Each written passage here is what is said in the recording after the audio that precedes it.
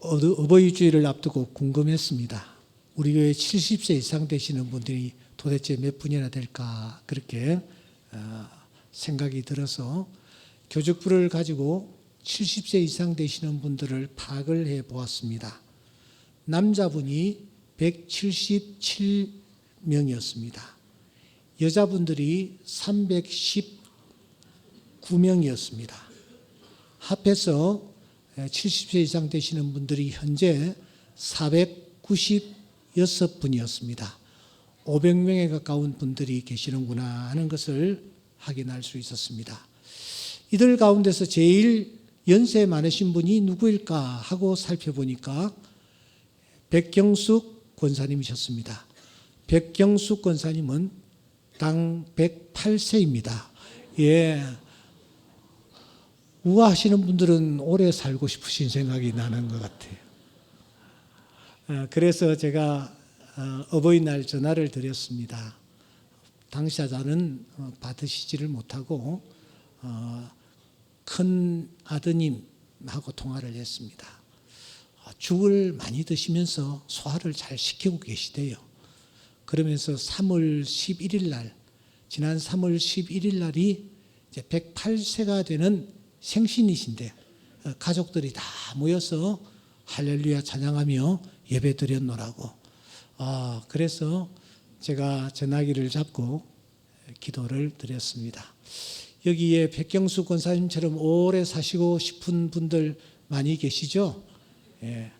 제가 성경 기절을 하나 읽어 드릴 텐데 끝나면은 아멘 하시기 바랍니다. 그러면은 그런 축복이 나타날 줄 믿습니다.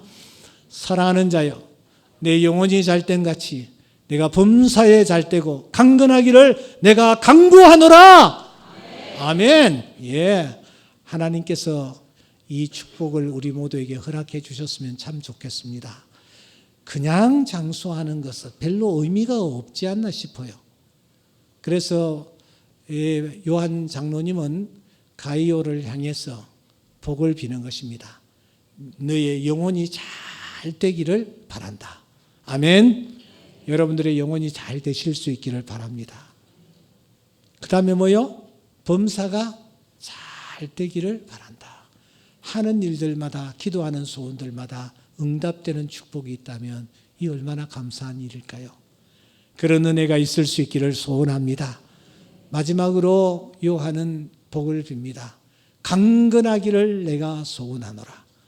모세가 120세가 될 때까지 여러분 눈이 흐르지 아니하고 기력이 쇠하지 아니했다고 했는데 이런 건강함을 우리 충정재단의 모든 주의 자녀들, 오늘 이 말씀을 듣는 주의 자녀들에게 나타나는 은혜가 있기를 소원합니다.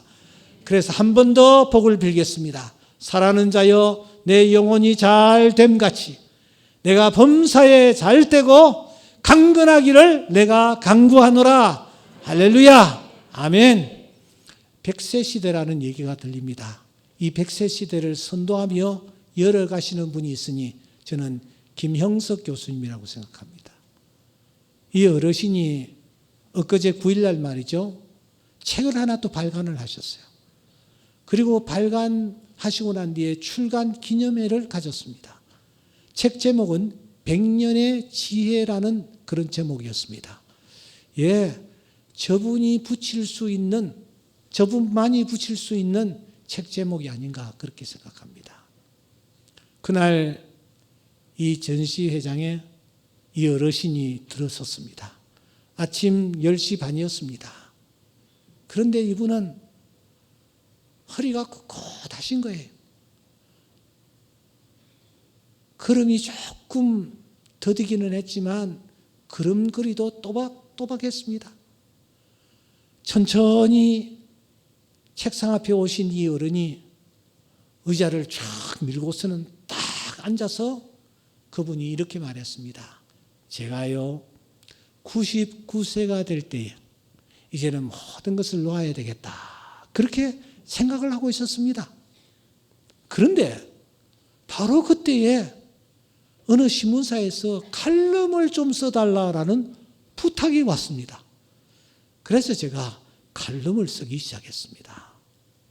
칼럼을 쓰면서 제 칼럼이 쭉 알려지니까 세상에 이곳에서도 이렇게 또 저곳에서도 저렇게 일감을 저에게 맡겨왔어. 108세가 된 지금까지도 제가 일을 하고 있습니다. 행복이 무엇이냐? 일을 놓지 않고 일하는 것이라고 저는 생각합니다. 그러면서 이 어르신이 이렇게 말합니다. 늙지 않고 일을 계속해서 하는 사람이 제가 생각할 때는 제일 행복한 사람입니다. 그러면서 그는 지적 성장을 특히 강조를 했습니다. 성장하는 동안 사람은 늙지를 않습니다. 하지만 성장을 멈추면 그가 비록 40대일지라도 늙어버립니다. 성장을 계속하려면 두 가지가 꼭 필요합니다. 하나는 공부를 계속하는 것입니다. 또 하나는 감성을 젊게 유지하는 것입니다. 제 경험으로 그렇습니다. 그분이 그렇게 얘기했습니다. 공부를 어떻든 계속해 보라는 거죠. 두 번째로는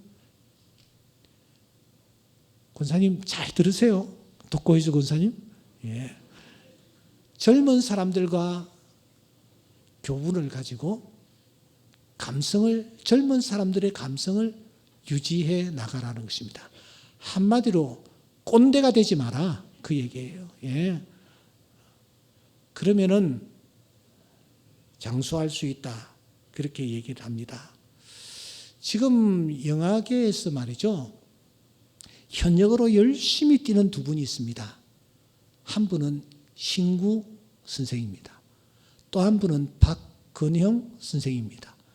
신구 선생은 지금 심장 박동기를 이 가슴에 달고 있습니다. 그런데 이 두 분이 콤비가 되어서 그 유명한 고도를 기다리며 지금 연극을 연속적으로 이끌어가고 있지 않습니까? 신구 선생은 지금 87세입니다. 박근영 선생은 1940년생이니까 84세쯤 되었습니다. 그런데 여러분, 이들이 지금 가고 있는 이 고도를 기다리며라는 이 연극 79번째 전석 매진입니다. 어제 11일 날 부산에서 79번째 고도를 기다리며 연극의 주연으로 이들이 활동을 했습니다. 대단한 체력이 아닐 수가 없습니다. 고도를 기다리며 이 연극은 그 줄거리가 한 단어로 요약할 수가 있습니다. 그것은 기다림입니다. 기다림. 이 작품에서는 아무것도 일어나지 않습니다. 두 사람이 그냥 한 길가에 있는 조그마한 나무 옆에 앉아 있습니다. 그 옆에서 고도라는 것을 기다리고 있는 것입니다. 그런데 그 고도가 도대체 누군지, 그 고도가 도대체 어떻게 생겼는지, 고도에게 뭘 원하는지도 모른 채 그저 고도를 기다리는 것입니다. 심지어 이들은 고도가 실존하는지조차도 확신하지를 못하면서 기다리고 있습니다. 그래서인지 이 두 주인공이 서로 주고받고 하는 대화를 가만히 엿들어 보면은 서로 간의 대화조차도 제대로 이루어지지 않는 것을 확인할 수가 있습니다. 한쪽에서 야, 밥 먹었냐? 이렇게 물어오면은 다른 쪽 하나는 난 술이 싫다. 이렇게 말도 안 되는 말을 하는 것입니다. 결국 이 둘은 나무를 쳐다보면서 야, 우리 목이나 맬까? 그런데 끈이 없다라는 사실을 확인한 두 사람은 그럼 우리 내일 끈을 가져와 만일 고도가 내일까지 오지 아니한다면 우리 같이 목을 매자. 그렇게 다짐을 하죠. 그런데 말로만 가서 끈 가져오자 해놔놓고서는 가지도 않습니다. 그들은 여전히 그 자리를 지키고 있는 것입니다. 이런 두 사람 앞에 우스꽝스러운 인물들이 계속해서 등장합니다. 그리고서는 이해할 수 없는 헛된 소리들을 내뱉는 것이 이 연극의 전부입니다. 여러분, 이 저자는 이 작품을 통해서 도대체 뭘 우리 청중에게 말하려고 하는 것일까요? 말도 안 되는 이 작품을 쓴 사람이 노벨 문학상을 받은 이유는 도대체 무엇일까요? 고도를 기다리며 이 작품을 유심히 바라본 비평가들은 이렇게 얘기합니다. 이 작품은 우리 인간이 경험하고 있는 낙천주의와 또 하나 비관주의를 과감없이 들추어 내고 있다. 오늘 우리가 인생의 길을 살아갈 때에 예외 없이 우리를 지배하는 것이 있으니 그것이 낙천주의라는 거예요. 또 하나는 비관주의라는 거예요. 이게 계속해서 우리 안에서 반복하여 일어납니다. 때로는 사탕 하나를 가지고서도 기뻐하고, 때로는 큰 사건 앞에서도 또 우리가 오히려 낙천적인 생각을 가지는 경우도 있고, 또 그 반대의 경우도 우리가 경험하면서 여기까지 달려오지 않았습니까? 이 낙천주의와 비관주의를 여지없이 들추어내는 것이 바로 이 작품의 핵심이다. 그렇게 말하면서 비평가들은 이렇게 얘기합니다. 오늘 우리가 이 땅에 살아가면서 펄펄 끓는 이 부조리들이 지금 엄청나게 많이 일어나고 있는데, 이런 부조리들을 과감없이 묘사하고 있는 작품이 고도를 기다리며이다. 그런데 그 고도가 도대체 뭐냐는 거예요. 이 고도는 바로 그 낙천주의와 그 비관주의를 극복할 수 있는 힘, 능력, 그 능력을 제공해 주는 그 어떤 것, 이것을 고도라고 보고 있는 것입니다. 그렇습니다.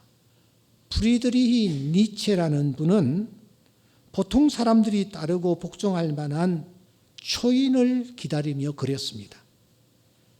여러분들이 잘 아시는 소설가 나다나엘 호소는 큰 바의 얼굴이라는 존재를 그려서 큰 바의 얼굴이 나타나면은 우리 동네에 아주 유익한 일들이 일어날 것이다. 그렇게 보면서 큰 바의 얼굴을 그려내는 것입니다. 고도, 초인, 그리고 큰 바의 얼굴, 이런 것들은 실존의 한계를 넘어서는 존재들이라는 점에 있어서 공통점이 있다고 생각합니다. 조규익 순실대 명예 교수는 고도를 기다리며라는 이 작품을 놓고 이렇게 탄식을 합니다. 예나 지금이나 우리는 난세를 평정해 줄 영웅을 간절히 기다린다. 사기꾼이나 범죄꾼들이 영웅을 가장하고 날뛰는 이때에 힘을 가진 진짜 영웅은 과연 어디에 있단 말인가? 이런 탄식입니다. 한마디로 누가 고도인가? 더 나아가 누가 고도가 될 것인가? 누가 영웅이 될 것인가? 이런 질문을 이 작품은 오늘 우리들에게 던지고 있는 것입니다. 오늘 어버이 주일인데 이 어버이 주일을 맞이하여 오늘 누가 진짜 어버이가 될 것인가? 누가 과연 우리 가정에 진정한 행복을 안겨주며 누가 과연 그 길을 걸어갈 것인가 하는 질문들을 좀 이 본문을 가지고 우리가 던져보려고 생각하는 것입니다. 그래서 고도를 기다리며라는 이 소설의 이 제목을 벤치마킹하여 아버지 눈을 기다리며라는 제목을 걸어보았습니다. 오늘 성경에 보시면은 이스라엘 백성들이 드디어 가나안 땅에 진입을 했습니다. 그들은 가나안 땅 북쪽을 먼저 정복을 하고 이어서 남쪽을 정복했습니다. 그리고 중앙을 정복하여 가나안 땅 전체를 평정했습니다. 그리고 그들은 12지파에게 드디어 땅을 분배하는 것입니다. 저는 땅을 분배하는 이 현장을 바라보며 여호수아라는 이 사람이 정말 대단한 사람이구나 하는 생각을 지울 길이 없었습니다. 그 이유는 여러분 보세요. 모세라는 걸출한 지도자가 있었지 않았습니까? 그가 저 애굽에서 이스라엘 백성들을 가나안 땅까지 인도했습니다. 대단한 지도력입니다. 그런데 성경을 자세히 보시면 이 모세를 놓고 이스라엘 백성들이 얼마나 불평을 많이 했습니까? 우리 돌아가자 하는 경우도 있었고 돌을 던져서 모세를 쳐 죽이려고 했던 경우들도 있는 것입니다. 그런데 여러분, 모세의 몸종과 같았던 이 여호수아는 단 한 번도 그런 쿠데타가 없었습니다. 여호수아가 시키는 대로 이스라엘 백성들은 순종하는 것입니다. 더 나아가 이스라엘 백성들을 땅을 다 정복하고 난 뒤에 그 땅을 이스라엘 백성들에게 지파별로 여러분 분배를 합니다. 그런데 단 한 지파도 단 한 사람도 불평하거나 원망하는 사람이 일어나지를 않습니다. 이것은 정말 놀라운 지도력이라고 할 수가 있지 않습니까? 오늘 2부에 96세 된 권사님이 세상을 떠나셔서 그 자녀들이 오늘 예배에 참석했습니다. 물어보니까 9남매를 두셨대.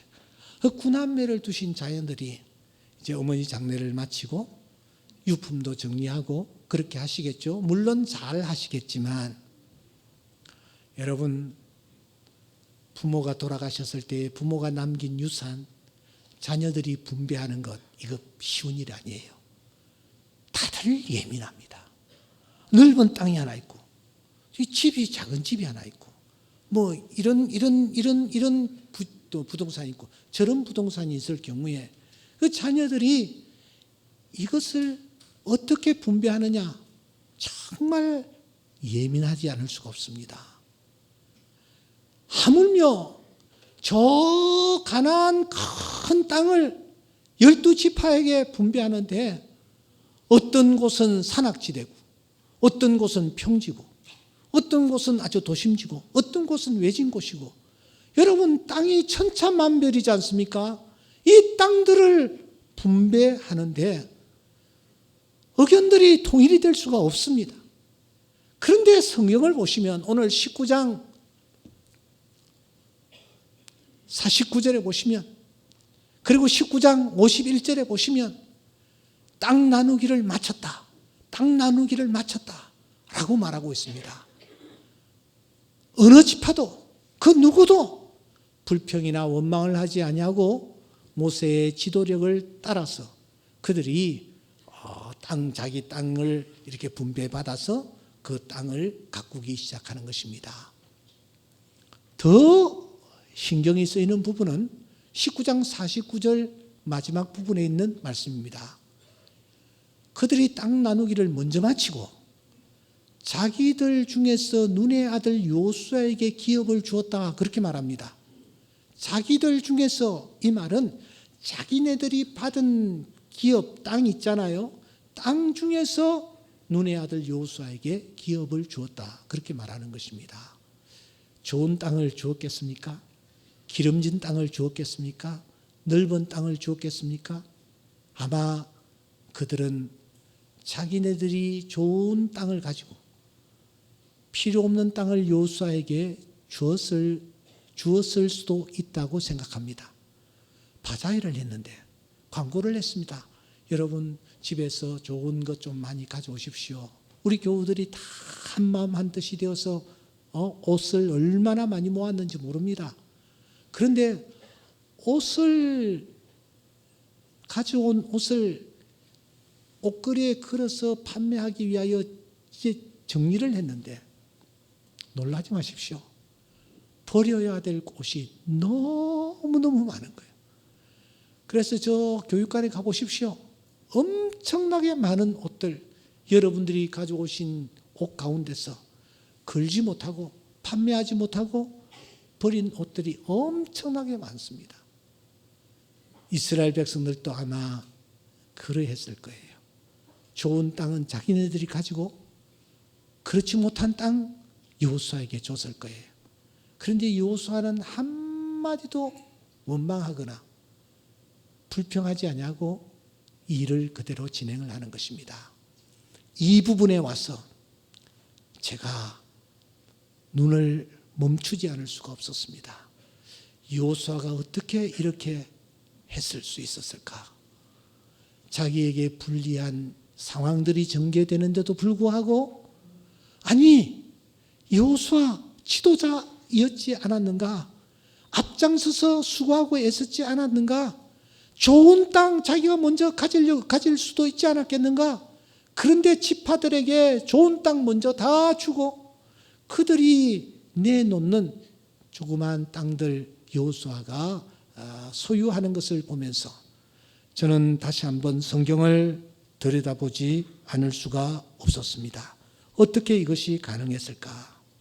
좋은 땅 먼저 다 주고 좋은 기회 먼저 저들에게 다 주고 어떻게 이게 가능했겠는가? 그래서 오늘 본문을 저는 참 많이 읽었습니다.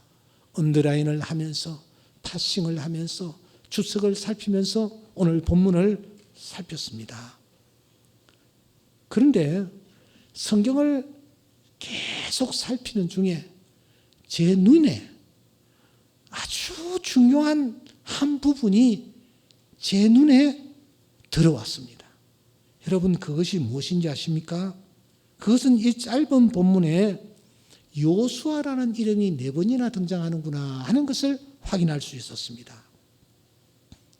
그런데 미세한 차이점 하나를 또 발견합니다. 그것은 이것이었습니다. 여호수아가 4번 등장하는데 본문을 보세요. 4번 등장하는데 2번은 그냥 여호수아, 2번은 눈의 아들 여호수아 이렇게 소개하고 있다라는 것입니다. 동일한 인물을 놓고 말입니다. 2번은 여호수아입니다. 2번은 눈의 아들 여호수아입니다. 왜 굳이 눈의 아들 여호수아라고 부르는 것일까? 여러분, 이때 여호수아의 나이가 어느 정도 되었다고 생각합니까? 여호수아서 13장 1절에 보면은 여호수아가 나이가 많아 늙었다라는 표현이 있습니다.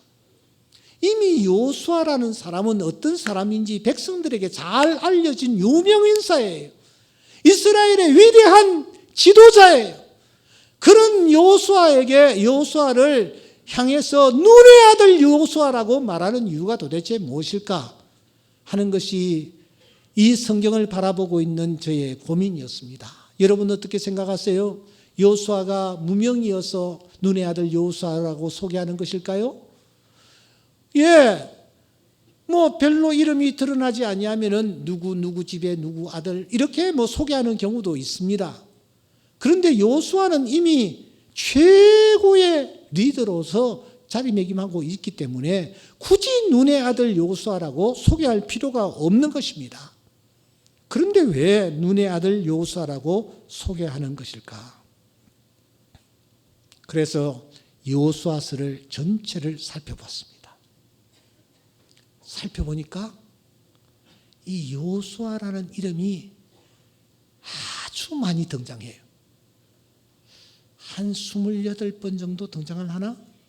29번 정도 등장을 하나? 이 등장을 하는데 그 가운데서 눈의 아들이라는 표현이 무려 10번이나 등장하는 것을 확인할 수가 있었습니다. 왜 눈의 아들이었을까? 그의 아버지가 대단한 분이기 때문에 눈의 아들하고 아버지의 이름을 여기에 언급하는 것일까?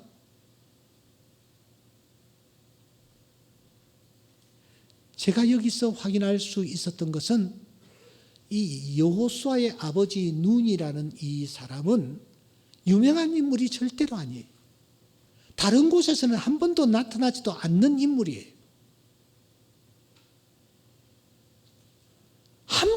나타나지 않는 인물을 계속해서 이 여호수아는 나는 눈의 아들입니다 라고 고백하듯이 자꾸 눈의 아들이라고 고백을 하고 있는 것입니다. 여러분, 그래서 고민을 한 저는 성경을 자세히 살피면서 어떤 경우에 눈의 아들이라고 표현을 하는가 하고 살펴보았더니 아주 중요한 메시지 하나를 발견해낼 수 있었습니다. 여호수아가 믿음으로 어떤 일을 결정할 때, 손해보는 일을 해야 할 때, 다른 사람을 위하여 자기를 희생해야 할 때, 이럴 때에는 항상 눈의 아들이라고 표현이 되는 것을 볼 수가 있었습니다. 1장 1절을 앞을 바라보시기 바랍니다. 1장 1절에 보시면 다 같이 한번 읽겠습니다. 시작. 여호와의 종 모세가 죽은 후에 여호와께서 모세의 수종자 눈의 아들 여호수아에게, 눈의 아들 뭐요? 여호수아에게. 이때가 언제입니까? 모세가 갑자기 세상을 떠났습니다. 120세가 되었는데도 불구하고 눈도 흐리지 아니하고 기력도 쇠하지 아니했던 모세가 세상을 떠났습니다. 갑자기 떠났습니다. 이스라엘 회중이 얼마나 당황하며 얼마나 혼란을 일으켰겠습니까? 그런데 바로 그때에 하나님께서 눈의 아들 여호수아, 즉 모세의 뒤를 이어 지도자가 될 여호수아를 부르실 때에 눈의 아들이라고 표현하고 있는 것을 확인할 수 있었습니다. 2장 1절에 보시면 눈의 아들 여호수아가 또 이렇게 나옵니다. 여호수아가 이제 지도자가 되어서 이스라엘 백성 중에서 두 사람을 선택하여 가나안 땅에 정탐꾼을 보낼 때에 눈의 아들이라고 말하고 있습니다. 여호수아서 6장 6절을 주목하시기 바랍니다. 지금 눈의 아들 여호수아라는 표현이 등장하는데 언제냐? 이스라엘 백성들이 언약궤를 메고 7 양각 나팔을 잡고 여호와의 궤 앞에서 나아갈 때에, 그때에 하나님께서 은혜를 베풀어 주셔서 요단강이 갈라지는 놀라운 역사가 일어나지 않습니까? 바로 그때에 눈의 아들이라고 표현합니다. 여호수아서 14장 1절에 보시면 다시 또 눈의 아들 여호수아라고 표현하고 있습니다. 이스라엘 백성들이 땅을 정복할 때에 하나님께서 눈의 아들 여호수아라는 사실을 부각시키고 있는 것을 볼 수 있습니다. 뿐만 아니라 오늘 본문 19장 49절 그리고 19장 51절에도 눈의 아들 여호수아라고 표현하는 것입니다. 이 눈의 아들이란 표현이 어떤 단어와 연관되어 있느냐? 땅을 나눌 때에, 중요한 일을 감당할 때에, 희생할 때에, 그때에 눈의 아들이라는 표현이 등장하는 것을 우리는 확인할 수가 있는 것입니다. 그러므로 여기에서 우리가 내릴 수 있는 결론은 이것입니다.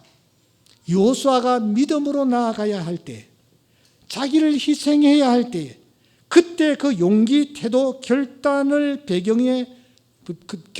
배경에 누가 있느냐? 아버지 눈이 있었다라는 것을 우리가 알 수가 있는 것입니다. 여호수아는 누구의 영향을 받고 있느냐? 아버지 눈의 영향을 받고 있는 것입니다. 아버지가 살아계십니까? 아닙니다. 아버지는 이미 돌아가셨을 거예요. 그럼에도 여호수아는 중요한 결단 앞에서 아버지라면 어떻게 하셨을까? 내 아버지라면 이런 상황에서 어떻게 하셨을까?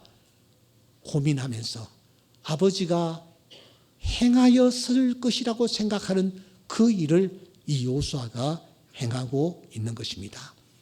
자기를 기꺼이 양보합니다. 자기의 것을 희생해야 했을 때에 그는 희생하는 것입니다. 누구를 떠올리면서? 자기 아버지를 떠올리면서 말입니다. 아버지라면 어떻게 하실까? 어떻게 하실까?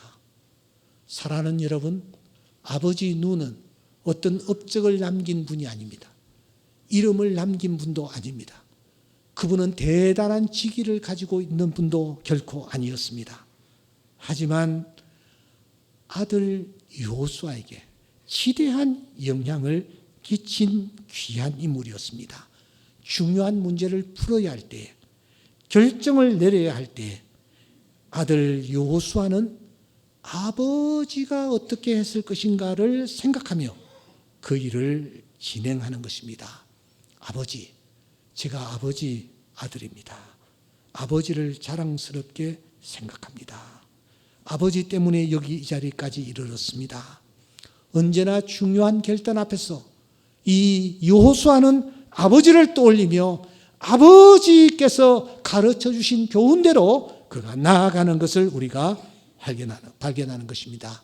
아버지, 제가 아버지 아들입니다. 눈의 아들입니다. 사랑하는 여러분, 지난 8일은 어버이날이었습니다. 카네이션이라도 받으셨습니까? 아니면 선물이라도 받으셨습니까? 그것으로 만족하십니까? 오늘은 어버이 주일입니다. 이 뜻깊은 주일, 우리는 이 말씀을 깊이 마음속에 새겨야 합니다. 내 자녀들이 중요한 결정을 내릴 때 아버지인 나를 떠올릴까? 어머니인 나의 가르침을 그들은 떠올리며 그 가르침대로 나아갈까? 사실 부모로서 쉬운 일이 아니지 않습니까? 여기 계시는 분들이 다 아버지 입장에 계시고 어머니 입장에 계시기 때문입니다. 여러분, 목사의 딸이라는 책이 있습니다. 이 책의 부제를 이렇게 잡았습니다. 하나님의 종이라는 이름 뒤에 감춰진 슬픈 가족사. 이 책이 교계에 충격을 준 바 있습니다. 여기에 목사는 그 유명한 박윤선 박사입니다. 박윤선 박사는 우리 한국 교계에 큰 영향을 끼친 어른입니다.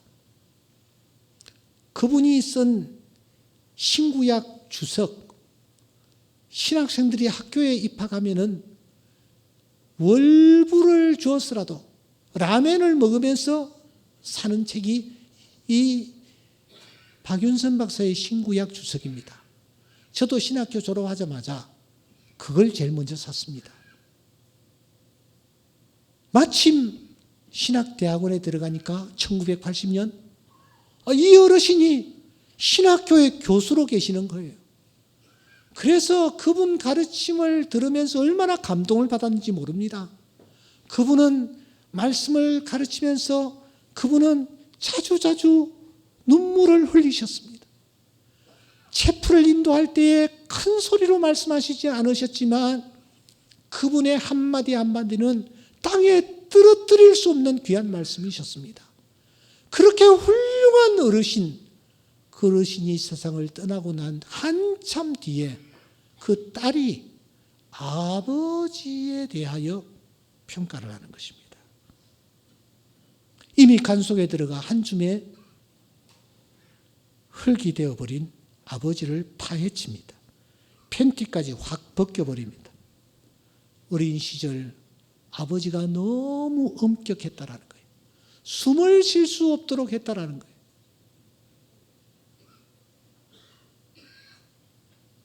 그 아버지로부터 받은 상처를 치료할 수가 없어서 그는 목사의 딸이라는 책을 써냈습니다. 저도 딸이 있고 아들이 있습니다. 내 자녀들이 커서 이런 책을 내면 어쩌나 제가 좀 걱정입니다. 자녀에게 내 아버지, 우리 아버지입니다. 이런 말을 듣는 것 결코 쉬운 일이 아닙니다. 그런데 여호수아는 달랐잖아요.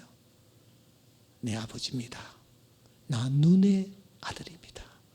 내 아버지가 눈이십니다. 아버지를 얼마나 자랑스럽게 생각하는지 모릅니다. 여러분들은 어떠신가요? 자녀들에게 나는 어떤 모습으로 비춰지고 있는 것일까요? 어떨 때 신방을 하면은 우리 주변에서 겉으로는 그럴듯하고 특히 신앙적으로 근엄하고 대단한 사람처럼 보이는 분이시지만 그분의 아들과 딸은 정작 아버지를 인정하지 않고 있는 것을 자주자주 목격합니다. 오히려 아버지에게 증오의 감정을 감추지 않는 경우도 있는 것을 보았습니다. 그런데 반대로 배우지도 못하고 세상적으로 이름을 드날리지는 못해도 아버지, 제 아버지가 이분이십니다. 제가 그 아버지 아들입니다. 내 아버지가 자랑스럽습니다. 존경하며 사랑합니다. 이렇게 고백하는 자녀들이 또한 있는 것을 봅니다. 오늘과 같은 날, 그래서 저는 제 자신을 돌아봅니다. 내 자녀들에게 어떤 모습으로 비춰지고 있을까? 목사의 딸이라는 책을 대하면서 쭉 고민해 왔습니다. 그렇다고 해서 내 자식들에게 물어볼 수도 없지 않습니까? 그런데 언젠가 깊은 밤이었습니다. 멀리 출장 중이던 제 아들이 보내온 메일이 떠올랐습니다. 그 일부를 소개하면서 오늘 말씀을 맺으려 합니다. 나의 하나뿐인 사랑하는 아버지에게 지구 반대편에서 곧 집으로 귀국하기 전에 생각이 나서 메일을 드립니다. 오늘 설교는 잘 마치셨습니까? 푹 주무시고 계신지요? 따뜻한 가정을 지어주시고 잘 키워주셔서 이렇게 제가 다른 걱정 없이 많은 사람들 사랑을 받으면서 마음껏 공부할 수 있고 또 꿈을 쫓아 이렇게 멀리까지 올 수 있게 해주신 것 늘 기도해 주시는 것에 감사드립니다. 돌이켜보면 그리 시끄럽지만은 않았지만 제 인생도 참 무난히 흘러가긴 어렵나 봅니다. 실체를 정확히 가늠하기 어려운 그 연구라는 것에 왜 그런지 모르게 발을 담그고 그거 하고 싶다고 미국 가겠다고 우기다가 공보위로 타협하고 공보위 때도 밤잠 설치면서 실험을 하고 다시 이렇게 병원에 와서도 그 생활이 끝나지 않습니다. 제가 이렇게 좋아하는 것을 찾았다는 것만 해도 너무나 감사합니다만 또 그것을 얻기 위해서 제가 포기하고 놓아야 하는 것들, 어려운 결정들이 참 힘든 것 같습니다. 어릴 때는 이 시간만 버티면, 이 고난만 버티면 나에게 좋은 날이 올 거라고 생각했었는데 제가 어렸던 것 같습니다. 그냥 인생이라는 것이 그러한 고난의 연속 과정이고 그것을 어떻게 맞이할 것이냐, 즐길 것이냐, 괴로워할 것이냐의 문제인 것 같습니다. 저는 아버지가 거제도에서 부산으로 올라오셨을 때, 부산에서 서울로 올라오셨을 때, 강남에서 강북으로 오셨을 때, 강북에서 일산으로 오셨을 때 얼마나 많은 고민과 괴로움이 있었을까. 나이가 들어가면서 조금씩 깨닫는 것 같습니다. 그런 큰 결정을 누구의 도움도 없이 하셔야 되는 것이 얼마나 부담되고 힘드셨을는지요. 어릴 땐 상상도 못했습니다. 조심해서 한국에 돌아가겠습니다. 아버지, 전 세계 그 어느 연구자보다도 저는 그 척박한 환경을 이겨내고 이렇게 이끌어 오신 아버지를 가장 존경합니다. 아들 드림. 저는 이 메일을 세상의 그 어떤 보화보다도 소중히 여기며 보관하고 있습니다. 오래 사는 것도 중요하겠죠? 건강하게 사는 것도 중요하겠죠? 많은 재산을 모아 자녀들에게 물려주는 것도 중요하겠죠? 그러나 어떻게 사는가? 어떤 발자취를 남기는가? 나는 과연 어떤 아버지인가? 나는 아버지 눈인가? 우리 자신들을 돌아보며 자녀들에게 효도를 받기보다 우리가 정말 제대로 된 아버지로 이 땅에서 자리매김하며 살다가 하나님 부르실 때에 하나님 앞에 서기로 다짐하는 우리 모두가 될 수 있기를 주의 이름으로 축원합니다. 기도하십시다.